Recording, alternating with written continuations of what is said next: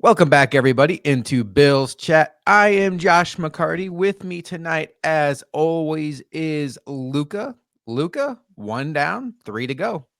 That's the objective here, Josh. And obviously, if you're an individual that listens to the show, I thought it was almost a perfect way to first test me in the waters of, am I going to follow through with my New Year's resolution, my goal going into this time period where I said I wouldn't freak out, I wouldn't overreact, I'd let the game play out early. We have traditionally been that team that starts slow. I gave my reasonings why before. It feels like that's exactly what happened here. It tested my faith. I will say this, I successfully handled it well. I didn't deter from that. And that faith was rewarded handsomely, Josh, I would say, overall. And it might have been a little bit bumpy, but that might be one of the more dominant playoff games I can ever recall for the Bills for sure. And even just any team that I actually cared about or respected or anything in general. That was a good old fashioned ass whooping after they got a little bit of a reality check following that opening drive. It was an outclassing, and I respect the Broncos. You and I both do. We did an hour-long pregame show on Friday. Well, preview show, not pregame. And we both talked about how good that defense was, but we kept saying, we don't know if there's a defense that can shut down the Bills. In fact, we both kind of doubt it. And when you look at what the Bills did today, Luka, 31-7 over the Denver Broncos. In fact, before we dive too deep in, let's get some stats out of the way here that I thought were pretty important. So Sean McDermott gets his sixth playoff win as Bills head coach. Marv Levy has 11, so McDermott has a ways to go there. Be nice to get 3 more this year. He'd be well on his way to catching Levy and passing him in other regards. Sean McDermott, Luka, let's see how sharp your brain is right now, has now defeated 4 Super Bowl winning head coaches in the playoffs. Can you name them? Not Andy Reid yet. Unfortunately. Sorry. I'll have to go double check, but I think that's correct. Yeah. Well, obviously Sean Payton, Super Bowl winning head coaches, Mike Tomlin. 2 for 2. I'm trying to leave the one I know for last just because dramatic effect, but I'm trying to think of the other one. All right. I know Harbaugh, which is coming up next. I don't think you're counting. No, he wasn't there yet.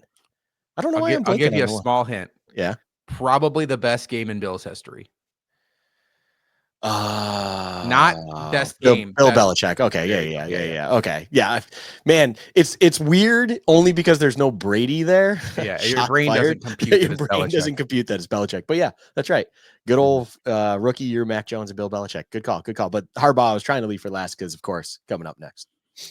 It's coming up next. And the reality is McDermott's probably going to have to go through 2 Super Bowl winning head coaches to advance to the Super Bowl beyond Sean Payton if he wants to do that, unless the Texans can shock the world and beat the Chiefs next week. But we'll get there when it's time to get there.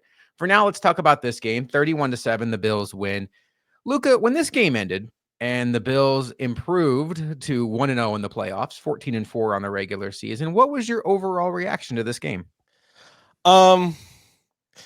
It was even better than I expected. I mean, how do I just couldn't get enough of everything that took place. So like my initial reaction, it wasn't even a relief. It was just, it made me go back to a more grounded feeling of next week's going to be a true coin flip. And it really, after experiencing last night with the Ravens dominance of the Steelers, both that game and this game had a similar vibe to them where, as you said to start the show, it was an outclassing. So I think I was already well under processing it from the Mac Hollins hit as a gunner through everything that transpired after it. It was already in the process of, we're going to win this game. From there, it's like, just how big of a gap truly is it between them and us? Pretty significant, as we learned throughout to the end of the game. And from there, it was like on to the next one. Really, that's really where my mindset was overall. It just, you don't get these kind of games often in the playoffs, of course, where you truly are just a level ahead, if not a level plus ahead your opposition. And it's no disrespect to the Broncos, of course, but overall, it was said a lot in my living room. And essentially what was said is all the discussion going into it was about how Patrick Surtain is that X factor that could really, mess things up for the Bills offense, create some issues, things like that. And in my living room, an individual said it perfectly. It's like, you can talk like that all you want, but for the big four, Mahomes, Allen, Burrow, Lamar, there is no such thing as having a good defense that will, like, those guys are tiers ahead of everyone else. That is how it works. And you can put those four how you want, and it feels like you can't go wrong for the most part. It just, those guys are different. So, Surtain, potentially defensive player of the year this year. All the defense, credit to them. It even looked like they had a good game plan early on that was helping them kind of at least limit things. But at the end of the day, Josh Allen is just so far ahead of everyone else that the class finally shines out. And that is the reason that a quarterback will always win the MVP award, because that is the most important position. It's the most difficult position in all of sports. And ours just so happens to be one of, if not the best at his job. And he can do everything you could possibly ask and some. And the Broncos learned that very, very hard today. This was not going to be the same Josh Allen they even saw a year ago on Monday night. This was a different beast. They got to experience playoff Josh Allen. And I mean, I think I shared even a similar sentiment where Von Miller, Josh, I don't know if you saw the tweet that was put out where he kind of on his, it was on his Instagram, where it was just Michael Jordan grinning and with a little bit of a laugh, looking down at his iPad from the Last Dance documentary, and tagged Patrick Surtain in it. And it was in reference to when Surtain said it was our time to shine. And it's like, hey, young buck, this is what it's like having a Josh Allen. We can outclass you. And when the game ended, Josh, that's exactly what I was thinking and feeling about. Although all things said and done, now it's like, look ahead. And guess what? I mentioned top four for a reason, the big four. There's another big four coming to town in Lamar Jackson, where it's like, okay, here we go. This is when the playoffs really get going. And thankfully for us, we were able to get ourselves in a position where we got to enjoy a little bit of what we'll call a softer warm-up playoff game leading into that. Yeah, I think if you're a Bengals fan and you were uneasy about the fact that your team didn't make the playoffs, you look at what happened to the Steelers, you look at what happened to the Broncos, and if you want to throw the Chargers in there as well, you look at what happened to them. Although the Chargers did beat the Bengals head to head, you're kind of like, we could have done that, but it is what it is. You don't lose to the Patriots at home, and you don't find yourself in that position. I don't feel bad for the Bengals, but I understand the frustration of their fans, because they would have been, I think, much better fight than the Broncos or the Steelers. This Bills team, man. I came on at halftime. It was 10-7 Bills. Will Lutz had just missed a field goal. And there was some frustration in chat, Luka. And it was like, why are the Bills letting them hang around? And my point was, I don't think the Bills have necessarily done anything wrong. They'd only had 3 drives, and their drives had basically been a field goal where Josh Allen just missed a wide open Dawson Knox in the end zone. Josh Allen, on a day where he was 20 for 26 and had 2 touchdowns, actually had some errant throws that we all kind of remember, the one to Knox, the one to Coleman coming across the field. That's how picky we are at this point. Then they had the touchdown drive. Then they had the one where they're driving down, where they start on the 1-yard line, and Deion Dawkins has his weekly false start penalty, followed up by a very quick Allen on the Broncos, just going right by David Edwards and sacking Josh Allen. And I can't remember the last time Josh Allen's been sacked, tanking that drive. And it's like, the Bills only had 3 possessions in the first half. My concern at halftime was, okay, the Bills have established the fact they can run on this team. And that's a great feeling. When you talk about January football, you talk about having to play that style if the weather gets bad. This is a physical defense. We know that. And the Bills impose their will on them. But the downside of that style, Luka, when you are controlling the clock, when you are possessing the ball, is you shorten the game. And the Bills only got 3 possessions in the first half, where in a regular first half, they could have 7 or 8 possessions. When you shrink your possession count down in half, now you're a team that's an 8.5-point favorite, but you're inviting way more variance into play when the sample size of drives shrinks down that small. Now you're talking about playoffs, which is already just a one and done scenario. And now you're shrinking down the possessions. the difference between these two teams, the less drives there are, has less of an opportunity to show. And that's where when the Broncos convert a fake punt, you're like, uh-oh, that might be all they need. Well, then 4 plays later, they're really punting. But I think there's a give and a take with this ball control style the Bills wanted to do. Although I do say that, Luka, knowing that this is probably the last opponent on this playoff run where the Bills are going to go into a game as more than a touchdown favorite and where they have to worry about inviting variance into the scenario. I think they can just play their game from here on out.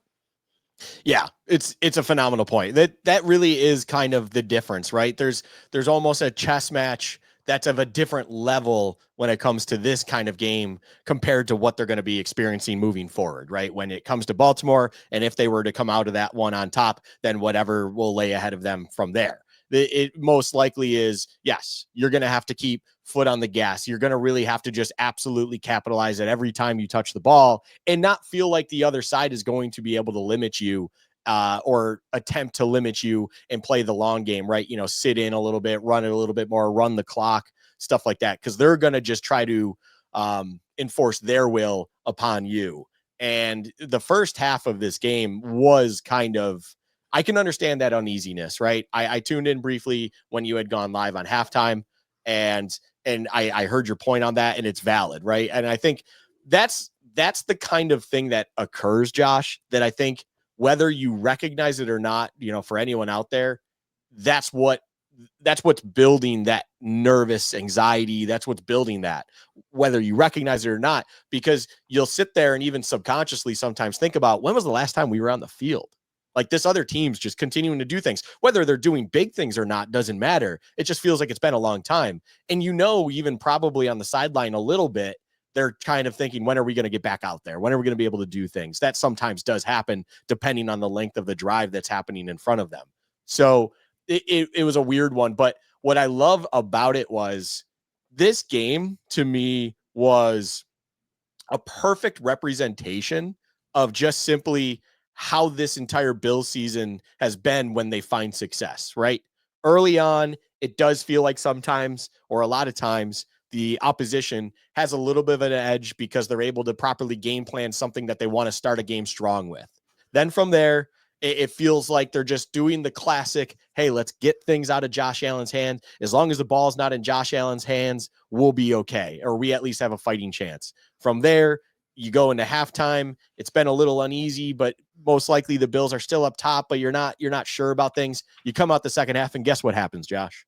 They absolutely dominate from there moving forward. They understand how to adjust to the game. They understand how to feel it. And next thing you know, you're outscoring your opposition 21-0 in the second half. Now, I'm not exactly expecting a shutout of the Ravens come next week, but what I mean by that is, simply put, it feels like that is probably the similar flow we are going to most likely expect when it comes to the Ravens next week. So the hope and reality is, as you said, on one hand, they're going to want to just do more of their thing and not just be worried about playing that chess game of, you know, does it feel like we're limited in our possessions? Do we need to almost force the issue? Luckily, this Bills team doesn't ever seem to do that, of course. That's why they limit the turnovers. But ultimately, get into halftime in a competitive game. And from there, that's where we trust ourselves. That's where we can capitalize and ultimately come out on top, because we trust our abilities to adjust to whatever you've presented us. And from there, we'll be able to adjust even further in order to come out on top more than not.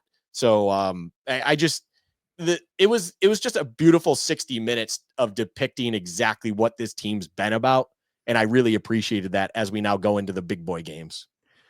Well, to put that into context, let's talk about the Bills defense and the adjustments they made. You talked about the first drive. The Broncos go down in 4 plays, and Troy Franklin is in the end zone. 5 plays, excuse me. Deep bomb from Bo Nix. If you had Troy Franklin on your first touchdown score, you probably cashed in big time, because he has not been playing a lot of snaps for the Broncos with the emergence of Marvin Mims Jr. After that first drive, this is what the Bills defense did. The rest of the game, they gave up 0 points, 1 third down conversion. The Broncos went 1 for 8, 82 yards passing to a team that lost by 24 points, 25 yards rushing from running backs. Just a tremendous day from a Bills defense, Luka, that I think had fans very nervous. And there is a part of me, and we've talked about this a little bit. I don't think you agree with this point, but there's a part of me that does think maybe there's a little bit of recency bias with how we're looking at this Bills defense.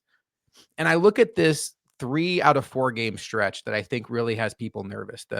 Obviously the 2-game road trip where they went to Detroit and went to LA, and it's like they couldn't stop a nosebleed. Although I will say, I think Detroit, the defense played pretty well. That's a damn good Lions team.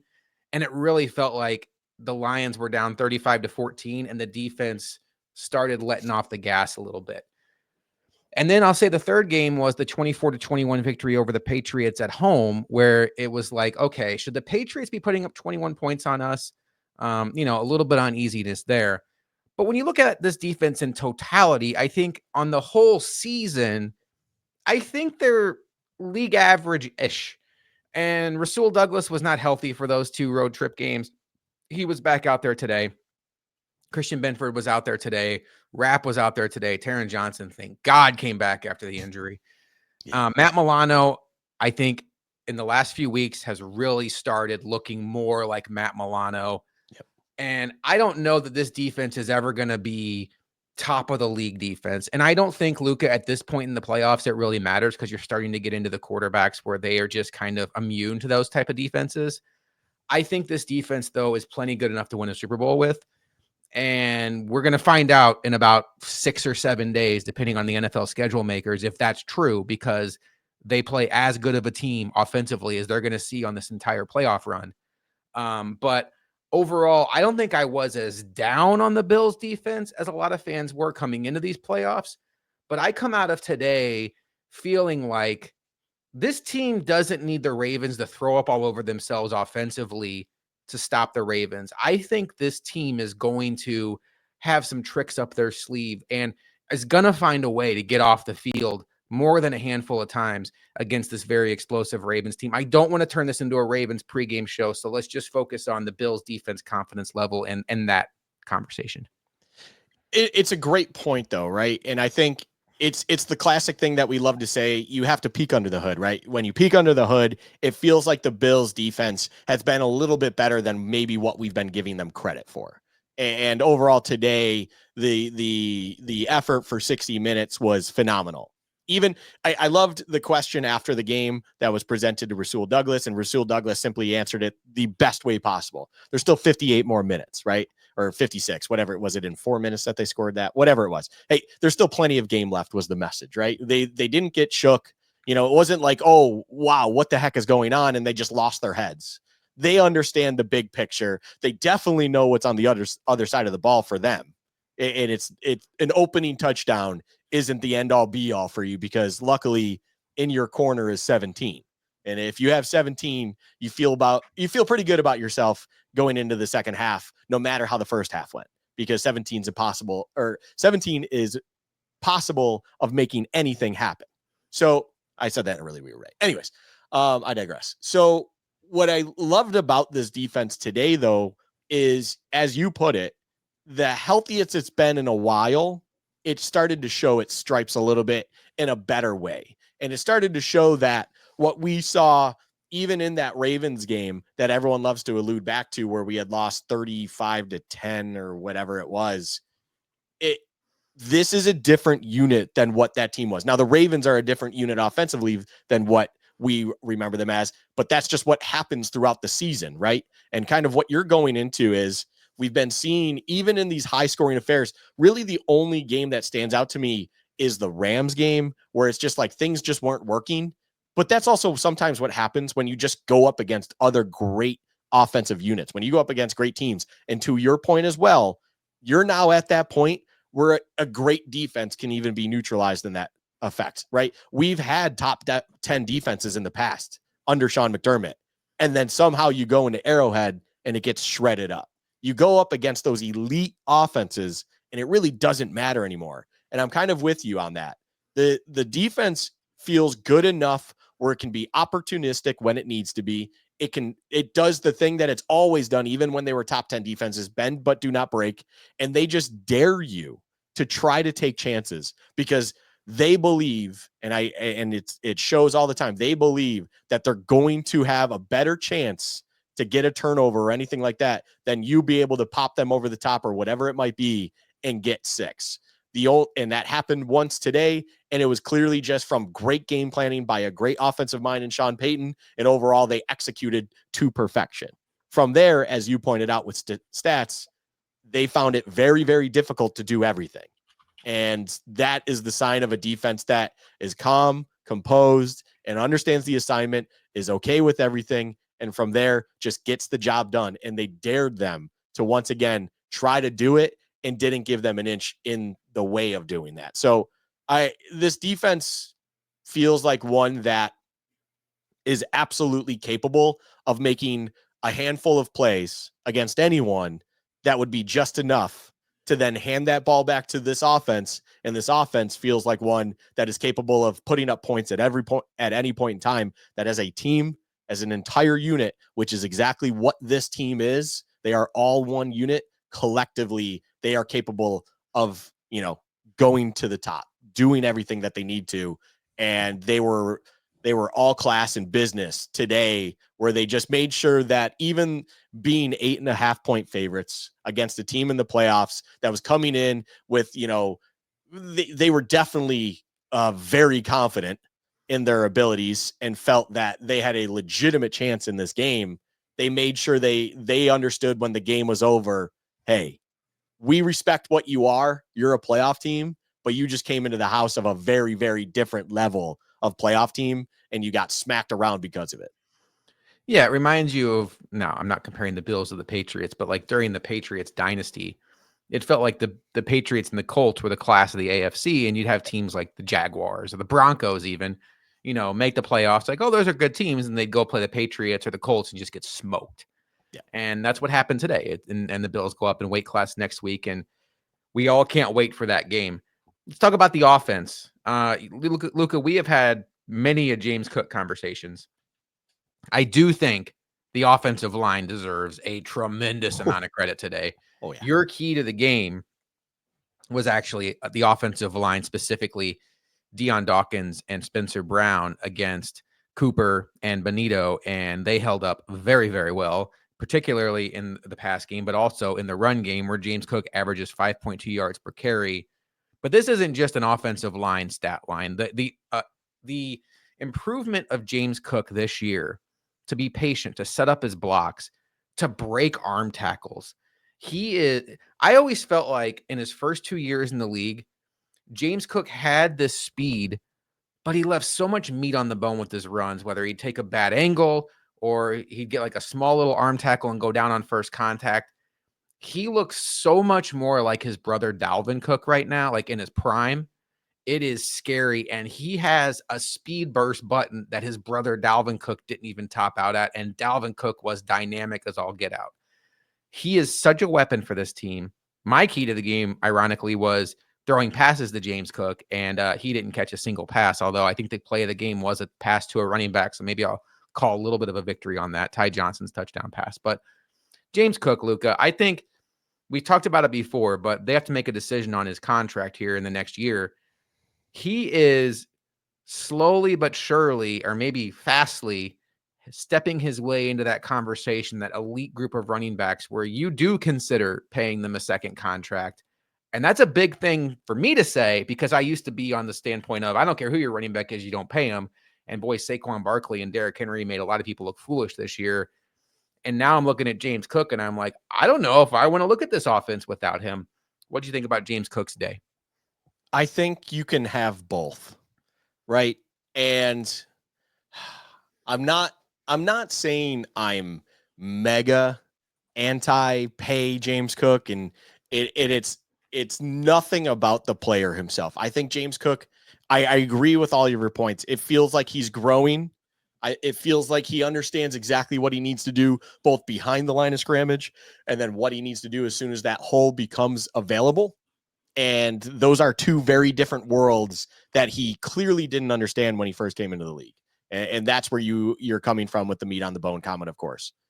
And he's doing great. And I think he's a extremely valuable weapon There's a simple reason as why week 18 I saw him get that carry for a touchdown, and my reaction wasn't happy for James Cook getting a touchdown. It was, why the hell is he still on the field in a week 18 game? That doesn't matter.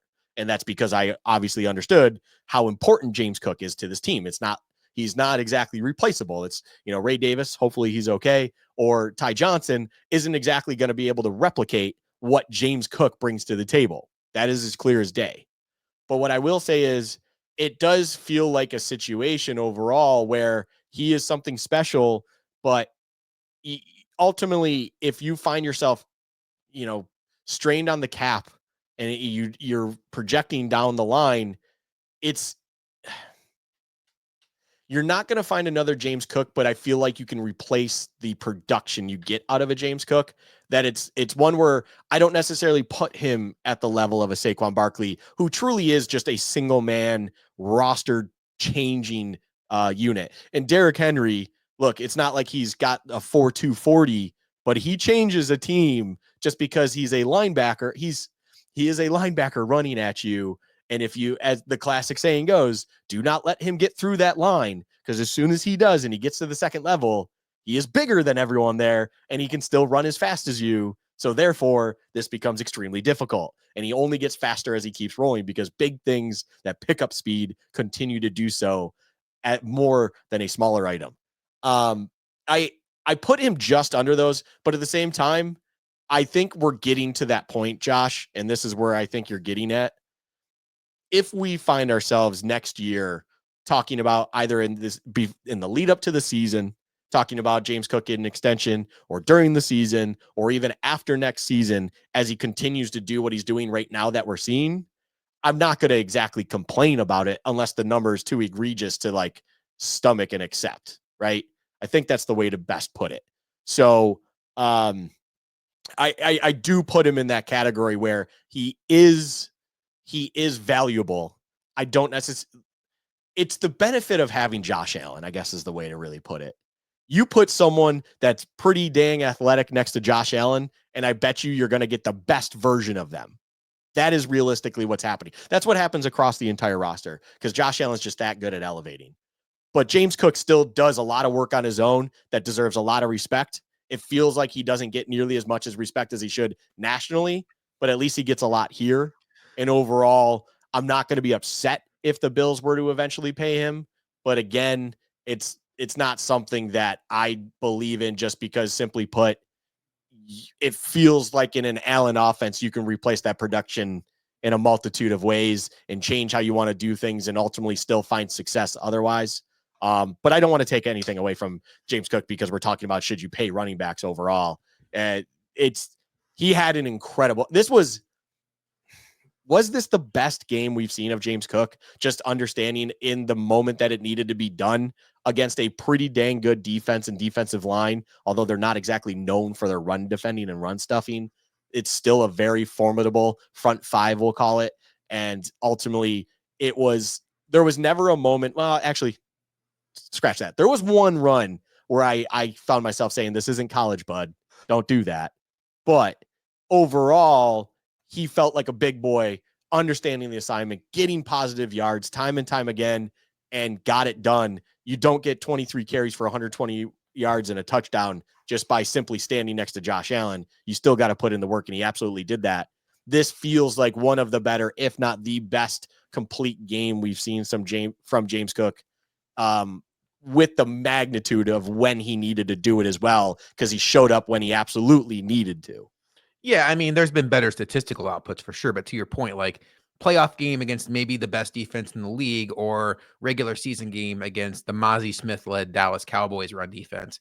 And the other thing I love about his game, and this is going to sound kind of counterintuitive, but there wasn't that 50-yard touchdown run that skews the numbers where you're like, okay, he had 120 yards on 23 carries, but you take away the 50-yarder, there was no massively explosive run. It was consistently 5, 6, 5, 6, 7, 7, 7.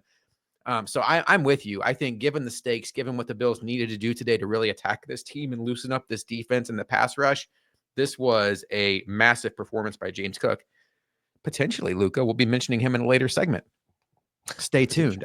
You mentioned Josh Allen doesn't get enough credit for how he elevates people. We have some breaking news in the Bills chat. We need some breaking news dings or something, but well, this part of it isn't breaking news. A big story this week was Josh Allen and Deion Dawkins were the only players on the Bills roster to get All-Pro consideration. Deion Dawkins was All-Pro too, right? Like he was second team All-Pro, no first team All-Pros.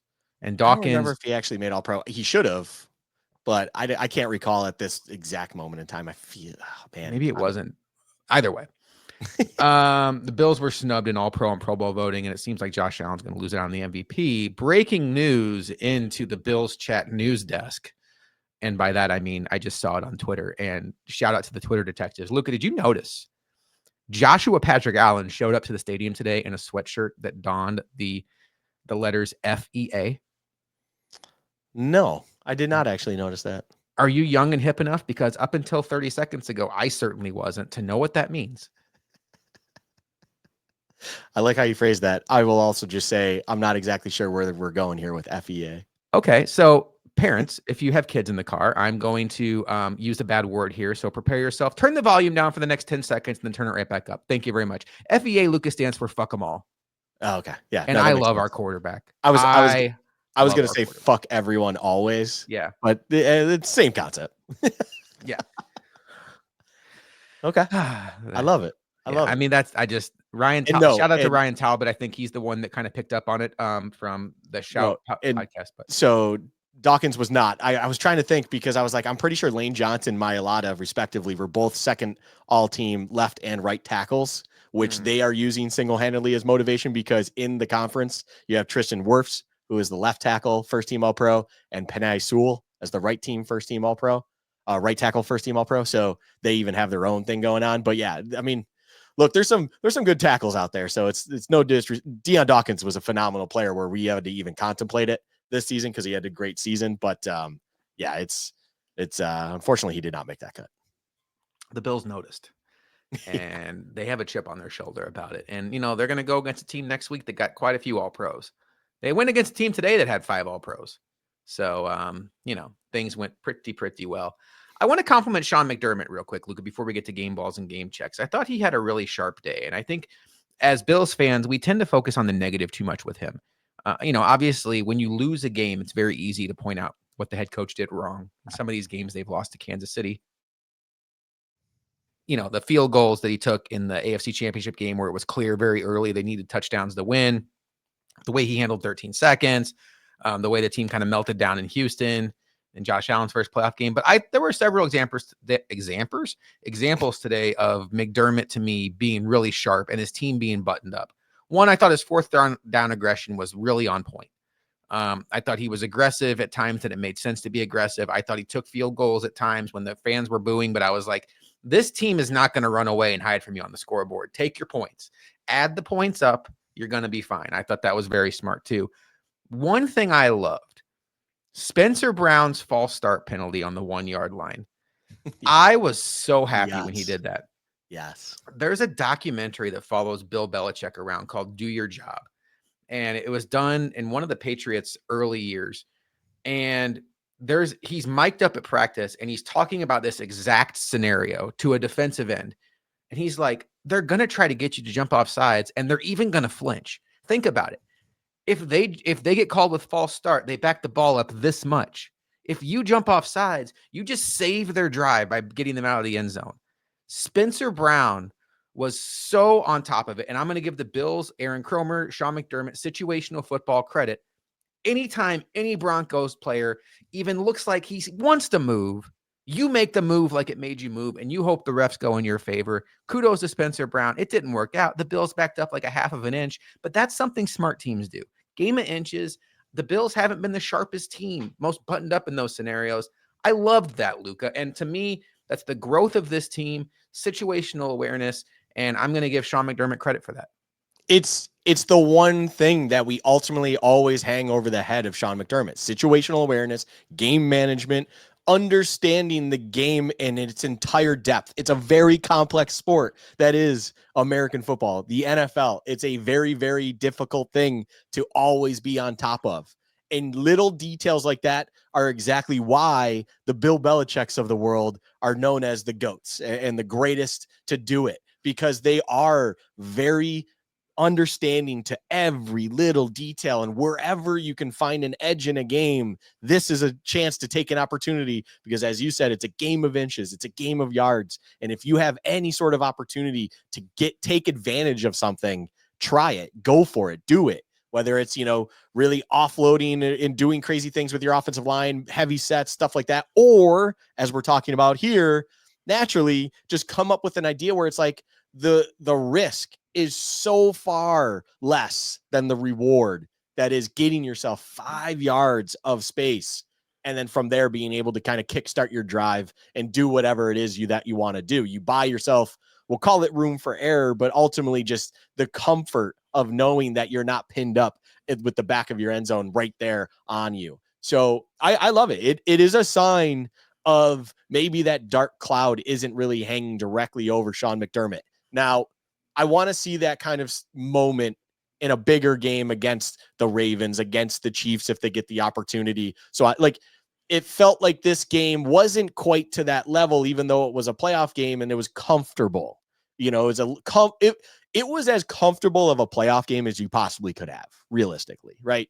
And what I will say is I felt comfortable as well. If we want to talk about coaching, I loved a moment in this game where it cuts to Jay Feely on the sideline, and Jay Feely's sitting there telling the audience how he talked to Sean Payton, and he talked to them to see how they would get an edge. And you mentioned, the Broncos had a bunch of all-pros, and one guy that was mentioned was Marvin Mims. He's an all-pro returner, and Will Lutz hasn't missed a kick since November, and they really feel like they can get an edge in this game due to special teams. And to the credit of everyone, even though I still don't think the special teams had their greatest day, there were definitely a couple things that I have my gripes with. Overall, you still had enough moments where you didn't let a team that felt like they had an edge on you get an edge in any sort of way where they thought they were better than you. And thankfully, Mac Hollins put a nice little exclamation point on why that was the case and absolutely destroyed their one edge right through him. It's those kinds of things, though, where you see that, and it's like a team thinks they can get you here. Oh, Surtain, we've been hearing in the national media, if you've been listening sometimes, apparently he's the X factor who can get rid of this revolutionary 4x1 offense. Well, didn't really work out when he gets roasted by Curtis Samuel. That whole edge thing you think you have doesn't exist because our fourth best receiver was able to clear out space due to that exact style of offense and concept. Thank you very much. That's your defensive player of the year? ? TJ Watt, still better. Anyways, so I got monetary reasons if anyone's wondering. Oh yeah, if you're watching on YouTube, money signs. So I loved that moment in a nutshell. I loved everything about this game when it comes to getting an edge, understanding where maybe you could be lacking or where they have an edge, and absolutely trying to capitalize every step of the way. And yes, I think Sean McDermott absolutely deserves his flowers for this game overall, because it was a very strong performance and should have you feeling better. Like I said before, where that gray cloud might not be perfectly centered over his head, Josh. It might be tailing off. And maybe the sun is finally dawning on him on how to manage a game in bigger moments and at the big level, and how to truly understand the little details where maybe you can get yourself out of things and get that edge that you ultimately need to get over the finish line with a win. I know this is a Bills podcast, and I know that, the Bills won 31-7, and we're all super happy. Can I say something nice about the Broncos? That Sean Payton fake punt, I'm not even mad at the Bills special teams. What stones on Sean Payton? I mean, when you think about what he asked his punter to do in that scenario, it goes down in the record book as a 15-yard pass, but the 15 yards is the distance from the line of scrimmage to where the play ends. The punter is already like 10 yards back on the snap. And then you're talking about the fact that it's a deep out. And I have to get the punter's name here. Riley Dixon. Now, maybe he's played quarterback and they had no concerns here, but we're talking about a January day in Buffalo where the winds have taken out many a good quarterbacks. Sean Payton's like, hey, Riley Dixon, we're going to call for you to throw a 15-yard out. Like he threw an actual timing out route to Marvin Mims, and it had to be in a good spot. Now, look, the way the Bills players are playing on that play, it's not like they were coached poorly. It's what gunners do. They turn their back, they run, and it was a good call by Sean Payton. But Jamarcus Ingram recovered in time, where if that ball is not placed where Marvin Mims is running to, Ingram is going to knock it down. And the stones on Sean Payton to do that, incredible. I will now redact my confidence and my compliment and say, hey, Sean, if you were cool going for it on fourth down with that play, 4 plays later to turn around and punt, don't really understand that one. Not saying you should run your fake punt unit out there again. They'd probably see it coming, but why not leave your offense on the field? But Luka, I know you enjoy a good stones play by a coach. What do you think of that move by Payton? Sean Payton does have a massive pair. It's well documented. I don't think anyone even questioned that. Of course, there's the famous Super Bowl onside kick that they even felt the need to highlight following that fake punt. It does. It takes a lot of guts in that moment to make that call. I think it helps when you feel like you really don't. I don't want to say don't have a chance, but you're a long shot, right? You're an 8.5-point dog in the playoffs on the road against what feels like a clearly better team because let's face it, they are. And you need, as Tony Romo said, as everyone understands it, you need to somehow buy another steal a possession, steal something. We just talked about getting an edge. That is a great way, of course, to get an edge in the game.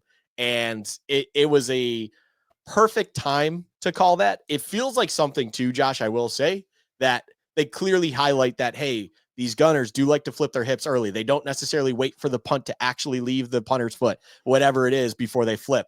And if that's the case, that's just good coaching. That's getting out coached from the special team side, which is clearly something that we even heard. As I mentioned, they felt like they had an edge in overall, which was special teams. And it felt like early on, Josh, that was the case. That was the only time, well, I'm not going to get into too crazy, but that was really the only time that it felt like special teams truly did let us down. But even as you said, it took a perfect placement of a ball that ultimately traveled in the air, most likely 30 yards, 25 to 30 yards, if not more, that he absolutely executed perfectly and ultimately could have bought them another score. But even to your credit and to your point, yeah, I don't understand doing that and then just all of a sudden turning around and punting it from an even short. I don't know. But at the end of the day, would it have made a difference for them? Definitely not. I'm going to be quite honest there. But I mean, if you're going to show aggression at that point in time, you should probably just show aggression from there on out. And it just feels like something where you just wanted to almost remind individuals, hey, I do like to make these kinds of calls. We'll be here next year for me to make these kinds of calls, things like that. And they might be in that kind of position next year. I mean, the Broncos don't exactly look like they're trending downwards when you have a Bo Nix, who's a rookie quarterback, leading the charge for you. Yeah, I guess it's a little bit of a tip of the cap. I guess we can give Sean Payton a little bit of credit for showing the couple pair that lay before him. The Broncos have some work to do this offseason. I said before this game started, they remind me of the 2019 Bills, a fun young quarterback, but he has a ways to go. He's a gamer. They need weapons upgraded. I thought Bo Nix had multiple times today where his weapons could have made good catches for him. The ball was placed where it could have been caught. Maybe not necessarily a precise pass, but rookie quarterback, first playoff game on the road against the Buffalo Bills. You'd like to see Cortland Sutton, Vele. I guess I'll give Troy Franklin a break because he's also a rookie, but some of these catches that were dropped, it's like, make a play for your guy. But they'll be back. We'll see what happens this offseason. They're going to be an interesting team to watch. Luka, let's put the Broncos to bed here as we are going to do our favorite weekly segment, game balls and game checks. So game ball is our game MVP. Who gets your game ball for the Bills' victory over the Broncos today? So you gave a little hint earlier on potentially who I could give my game ball to. And to your credit, it was definitely an individual that could absolutely receive a game ball. And it's not Josh Allen. You had mentioned James Cook. I'm not going to start rattling off names, but those are not the individuals I'm going to give my game ball to. I think there's one individual that he may have not truly shown up too much on the stat sheet, although there was a small stretch where it really felt like they were truly trying to get him into the end zone and make sure he showed up on the scoreboard. And that was probably because of the effort that he had put in totality. and I keep using these broad terms because he did a lot more than just simple, yardage stats, which would be his traditional means to getting in the box score. He is on the thumbnail of this episode. If you watch on YouTube, Mac Hollins gets my game ball. And simply put, to me, when he hits Marvin Mims as a gunner and does his best Steve Tasker impression, whatever, is when he does that, that was the moment where I was like, this game's over.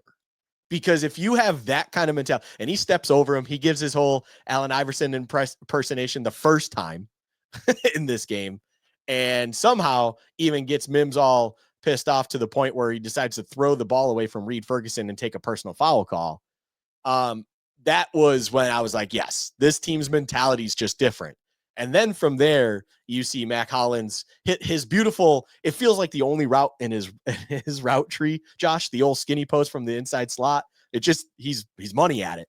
He does that on Patrick Surtain and then proceeds to step over him as well. And then I will say, I'm not a lip reader, but it did feel like the ref even said something to Mac Hollins when he's just saying, nah, that I don't want to repeat on this, but it felt like, I don't think a ref really needs to say that to Mac Hollins. But anyways, he flags him for that, and then also was called for an illegal motion by the same exact official that I find suspect, that maybe that official is not Mac Hollins' biggest fan, but I might be one of the many that find him awesome, where you need to try to get him on a new Vetman deal or whatever it'll take that isn't going to break the bank to get him back, because this guy is vibes on vibes on vibes. He deserves all the credit in the world for just being an absolute teamer. And today he highlighted himself in such a way that was so unique and awesome that I don't know if I could respect myself if I didn't give Mac Hollins the game ball. So yeah, Mac Hollins gets my game ball. Yeah. I'm not a blame the refs guy. You're not a blame the refs guy. There was about a 3 or 4 play stretch though late in this game when the hometown fans were all saying, refs, you suck. You've heard this in every sport, in every stadium, but these refs were taking it personally, and they were like, we'll show you how bad we suck. You want us to keep calling plays against your team. It felt like the refs were taking that personally. I like the Mac Hollins call. I am going to go with James Cook. Let me reread his line here. 23 carries, 120 yards, 5.2 yards per carry. Just the way the Bills can run the ball this year at will on good defenses is just such a weapon that they haven't had. I have not, Luka, taken a look ahead too much to next weekend's forecast. We don't even know, I don't believe, when that game's going to be, although everything in my brain tells me it'll have to be Sunday night, you would think. I mean, when you start factoring in things like the Texans played on Saturday, the Chiefs have been off. Why would they put that game on Sunday? See, it's going to be a night game one way or the other. And so you put it on Sunday, and then you don't have the advantage of Ravens having full week rest, Bills having one less day. It's the playoffs. There's always going to be a little bit of a discrepancy, but that one has Sunday night, 6 p.m. Nance Romo written all over it to me to wrap up your football weekend. Yeah, it does feel too where we've been seeing a trend now, which logically makes a ton of sense. One seeds play on Saturday, and then the others play on Sunday. Therefore, the one seeds don't need another day of rest. And then on top of it all, they even get that little bonus day if they were to proceed to get into the conference championships. And then also the teams that did have to play in the wildcard weekend, most likely being the two hosting whoever, then has that next day to kind of rest up. I feel like that's why you see your 2 seeds playing on Sunday, because most likely they're just going to be playing on Sunday the following week, and they're, so on and so forth. So it does feel like it's almost because ever since they expanded to the 7-team playoffs, that it almost stacks the schedule a lot more predictable. It makes a lot more sense. So yeah, this does feel like we're going to be getting Nance and Romo. I do keep thinking though, just in the sake of, history repeating itself, the last time we had Bills or Ravens at Bills in the playoffs, it did turn out to be the Saturday night game on NBC. And, could we see that? It does feel like NBC sure loves them, the Ravens. But yeah, I don't know. Overall, it does feel like we'll be getting Nance and Romo once again on Sunday. So the counter to that though was you had Breeze and Brady in the money spot. Right. So no, yeah, it's one of those ones where, like, look, does it really truly matter where it is? No. I also will say this. I have a little bit of a personal affinity to that Saturday night divisional spot because the Saturday night divisional spot to me has been extra special. The only two games where I had a little bit more of a rooting interest, Josh, there's two. There's two in this. There is the Bills-Ravens game that I already referred to, Taron Johnson pick 6. The other, can you even remotely guess what that other one is? Let me guess. Eeny, meeny, miny, Cardinals, Panthers. Yeah. Cardinals, I have Panthers. only been doing this show with you now for 2 years, Luka. Cardinals, Panthers on Saturday night when I had to listen to it was on Fox at the time, Terry Bradshaw say Cardinals have no shot going into Carolina and doing anything. And then we get to see yet another great Larry Fitzgerald performance. And I would remember being in the basement of my childhood home, absolutely going ape shit during that entire game because that was extra special to me. So yeah. I learned something today, by the way. We're talking about schedules. You were quick to point out that the Monday night game has always been a 4-5 matchup, and it's been the NFC. I learned the why. Let me hold off this cough. The why is before the games kick off tomorrow, they want to be able to schedule next week's games.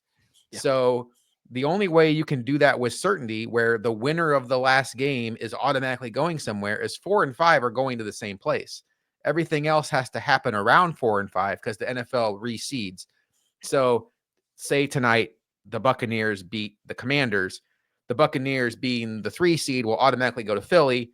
Winner of Vikings Rams will go to the Lions no matter what. So they can say Lions versus whoever, put the schedule out there. That's why they do it. I thought I never thought about it, but it makes sense.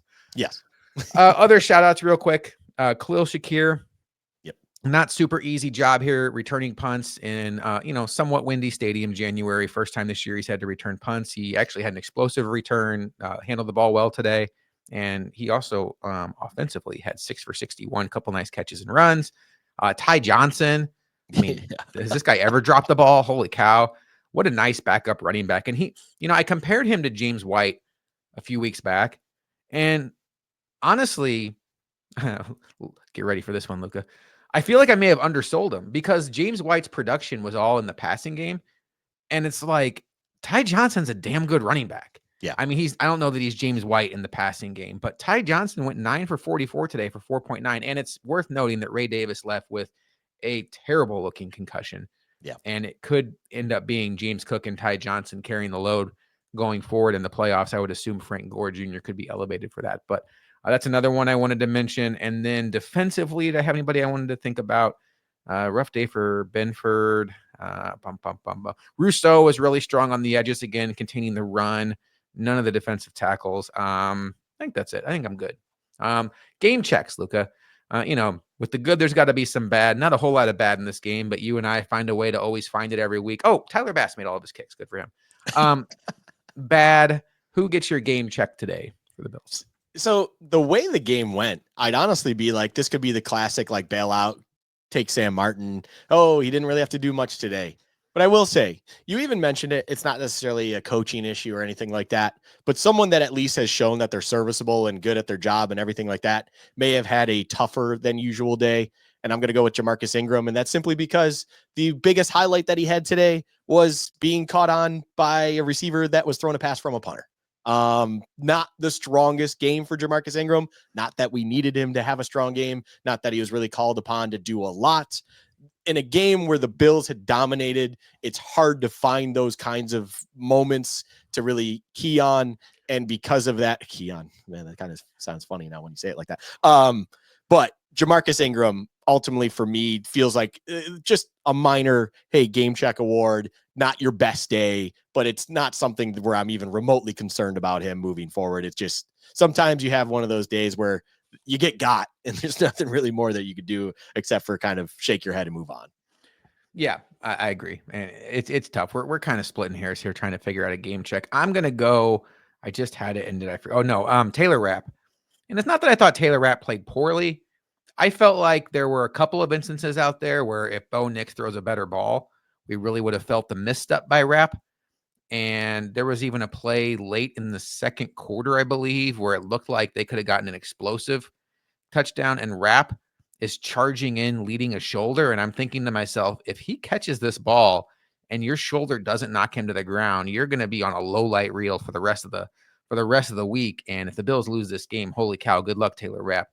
So yeah, the safety play on this team, Luka, they've survived. You lose Hyde and Poyer, even at the state they were at last year. It's hard to replace. Taylor Rapp, I think, has had a mostly decent season. But I'm fully expecting by next year Cole Bishop to be one of the starters. And I would guess probably Taylor Rapp is back, but I would expect that room to look a little bit different. Maybe another prospect or two in there to kind of like put into the pipeline, because the safety play this year has not been the classic safety play we've been used to in the McDermott defenses, to put it lightly. All right, Luka, we know what's next, the main event, if you will, and that's saying something, because there still is a potential Bills versus Chiefs matchup, and this game that they call the Super Bowl could be ahead of the Bills. But this one feels like, if life were a movie, this is a showdown that needs to happen. The Josh Allen versus Lamar Jackson dialogue all year has been a little bit exhausting, depending on what. And a little bit.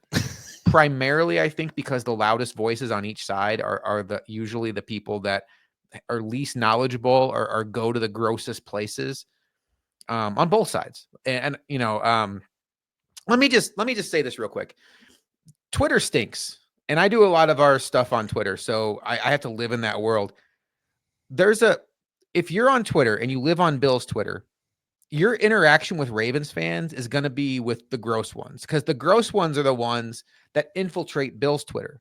The normal ones, the normal people that just want to get on Twitter and get information about their team and interact with fans and kind of like learn what's going on, they don't go to Bill's Twitter to call you an idiot. They just kind of stay in their lane, get on Twitter and get off Twitter. And that's why Ravens fans, the exact same thing is for Bills fans. Their interaction with Bills fans is the gross ones on our side. And that's why everybody thinks that everybody else's fan base is terrible, because we only interact with the losers who come over to our side and try to troll. And I wish that we could all just find a way to get rid of those people. But I think we all just have to kind of get to a point where trying to win an argument on Twitter is pointless and is worth nothing, and just, get there for information and get out as fast as you can. But it's really dumbed down the MVP conversation. Calling Josh Allen a quarterback sneak merchant, calling Lamar Jackson like the second best running back on his team, stupid stuff like that. Both these players are excellent. But Luka, it's the ultimate showdown. It's two players that have had tremendous careers.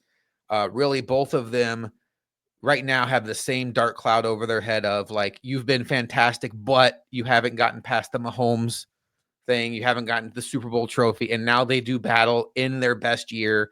And it's a game that the script is perfect for. And I feel like in my history of watching sports, when a script sets up this perfectly, the game almost always disappoints. Like, it's like a blowout one way or the other. That's why 13 seconds is just like so epic to so many people that aren't Bills fans, because that's like one of the few games that came through for you. But what a perfect script, what a perfect game, and what a perfect night that game will be. I think it would be extremely difficult for this matchup not to live up to the expectations. We've mentioned all of these things where there are a few quarterbacks in this league that are impossible to defend. There is no scheme that can out-scheme these quarterbacks. Eventually, they will find a way, because they are just that good. And two of those guys are going to be face-to-face tomorrow. Geez, wow, that'd be crazy if it was tomorrow. Next week, in the next game, that are also coincidentally up for the MVP award. And it's one where I don't know if it's an appropriate time to say it, but I think it is.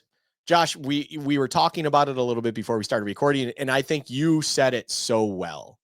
It's one where you can easily see a path that coming out of that game, you just go, hat on a hat.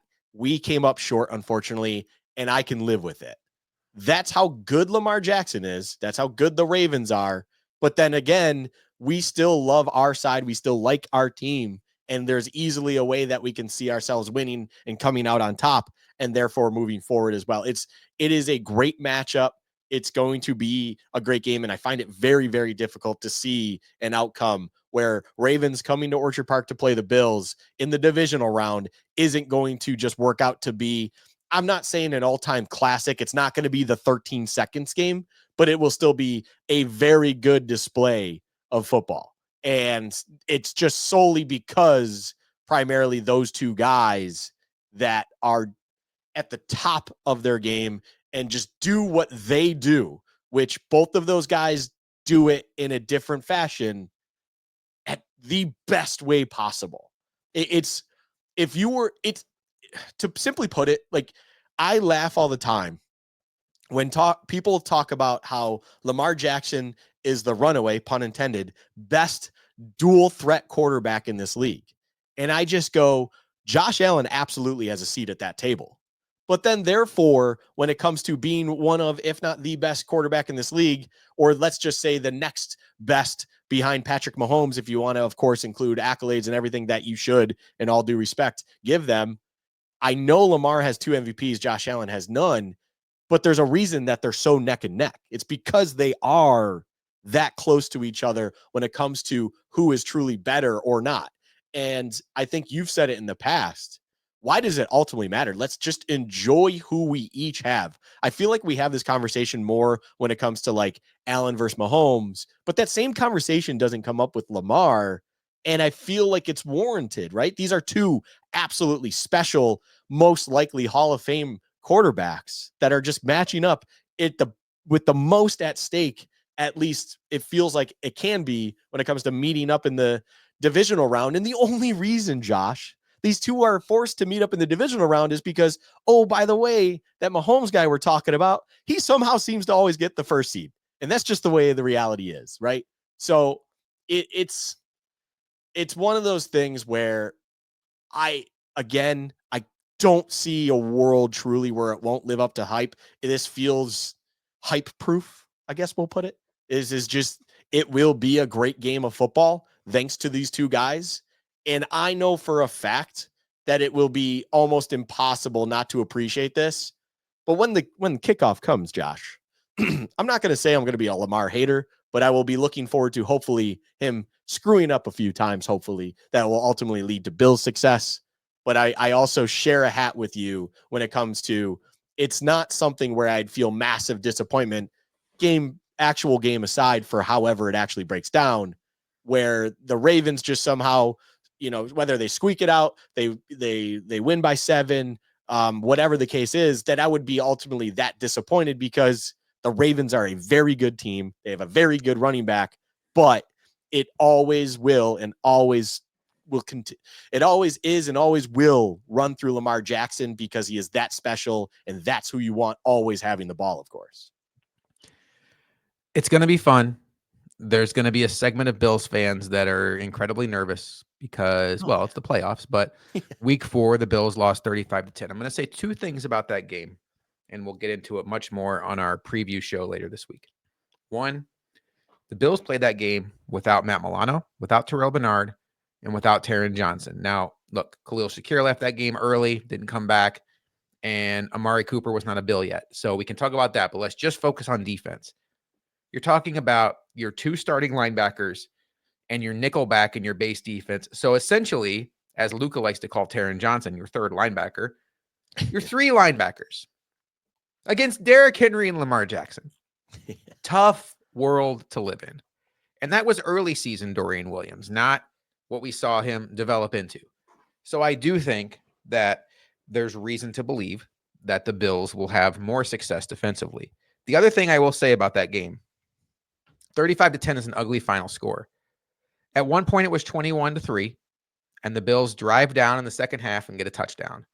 And then they force a 3 and out, and they get the ball back, and they drive down to midfield. They're down 21-10, and the worst flea flicker in the history of flea flickers gets called.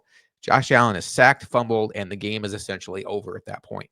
I don't know that the Bills would have won that game if that play wasn't called, but at that point, 21-10, ball at the midfield, Bills had momentum. I would have loved to see it play out without that play call. Just a couple of things to keep in your back pocket. Plus, that game was at Baltimore. Lucas touched on before just how amazing John Harbaugh has been in his career at home in Baltimore on primetime spots. There was a lot working against the Bills in that spot. The Ravens were 1-2. They were desperate. The Bills were 3-0, coming off of a Monday night victory, again, short rest against Jacksonville. So a lot of things went into that. These two teams are both vastly different. One other thing to keep in mind this week, the Ravens' best pass receiver, Zay Flowers, may not be playing in that game. In fact, depending on who you listen to on Twitter, it sounds like the betting odds are more so that he won't play than he will. And if he does play, he's not going to be 100%. And that's massive. But I'm looking forward, Luka, to diving into this game, talking more about it as the week goes on. Have you seen the opening line for this game yet? I saw the one that was like way early projected line. I don't know if it shifted due to results. So no, the answer is I have not. I have not looked it up, but I will give credit to Matt Perino of New York Upstate. He posted this about 2 hours ago, and he obviously is a professional, so I'll take his word for it. You want to guess? I'm going to go ahead and guess that the result from Saturday night, as well as the one that we just experienced, did not move that line whatsoever, because it feels like both games pretty much went exactly as expected. So therefore, I would say Bills are -1.5 at home against the Ravens. Very, very close. Bills -1. You're right. Both teams held serve. And I will say, like, both teams avoided major injury, although there's probably at least a conversation this week about Lamar Jackson's midsection. That did not look like nothing. So we'll see what comes of that. I mean, obviously, Lamar Jackson's going to play, but we'll see. We'll see what comes of that. But fun week ahead, Luka. As Bill Parcells once said, this is why you lift all them weights. Hey, draft podcasts are fun. Preseason and training camp podcasts are fun. Ramping up for the regular season, doing a regular season podcast when we're going against the 0-5 Jacksonville Jaguars. Sure. This is what we do it for. These moments right here. Hopefully a moment that leads to a bigger moment the next week, and then the biggest moment possible the week after. I can't wait to get into it. My one advice to all of you who are going to have trouble sleeping just like me this week, just remember, it's super important to us. We love this team. We all want to see this team win one before we die. Unfortunately, unless you're in attendance, then you have at least a little bit of impact. Nothing we do this week will impact the game. So don't sacrifice sleep. Don't screw yourself over at work by not getting stuff done because you're watching YouTube highlights. Live your life. The game will happen. Trust the coach. Trust the process, Luka. Trust the process. Trust the people that are paid to get this done. And if you are one of the lucky that get to go to the game on Saturday or Sunday, again, I'm going to refresh Twitter. I don't think it's out yet. I think it'll come out after the game tonight. I think it either comes out after tonight or even tomorrow. If you're one of the ones that are lucky to be in there, I want you to be as loud as you have ever been in your entire life. Luka, any final thoughts? Just going to keep listening to what I would preach. And it's going to be simply everything you just said. But then when it even comes to game time, we'll talk about it more potentially later this week. Wink, wink. But I'm going to practice what I preach. I'm not going to overreact early in a game. The game is 60 minutes. I'm going to listen to Rasul Douglas and just say, hey, there's a lot of ball left. It's okay. So if Derrick Henry were to bust another massive one right down the middle of our defense and start it out strong once again, I'm just going to take a deep breath, be pretty pissed off, but then move on and understand that there's still plenty of game to be played. And as you even said, this team is different than the one that went to Baltimore earlier in the season. Baltimore is a different team as well, for better, for the most part, than they were then. This is a different matchup now than it was then. History doesn't just magically repeat itself. And it does also feel like, Josh, where you see that trend that, although it's one that if we were to get through this game, we would not want to experience, where when you get the result in the regular season, you seem to have the result flip in the postseason. Let's, take it for what it is, 1 week at a time, right? One week at a time. 1 week at a time. But overall, as you beautifully said, take each day for what it is. Do not lose sleep over it. Sleep is very important. And the weekend will come soon enough. We'll be enjoying this Bills game. And let's just be thankful that the Bills were able to secure that 2 seed to make sure it was in Buffalo. And let's also be thankful that there's going to be a game in the NFL. There's going to be 4, but there's a premier game this week between arguably the 2 best quarterbacks in the sport this year. Mahomes is still 1 overall. And one of those guys is the Bills quarterback. This is our life. If you survived the 17-year drought, the fact that we are here, going to have a week to ramp up for this game, it's incredible. And just enjoy the ride. But as part of the ride will be Luka and I back later this week to preview Bills Ravens round 2. The Bills are on to the second round, Luka. That makes it 2020, 21, 22, 23, 24.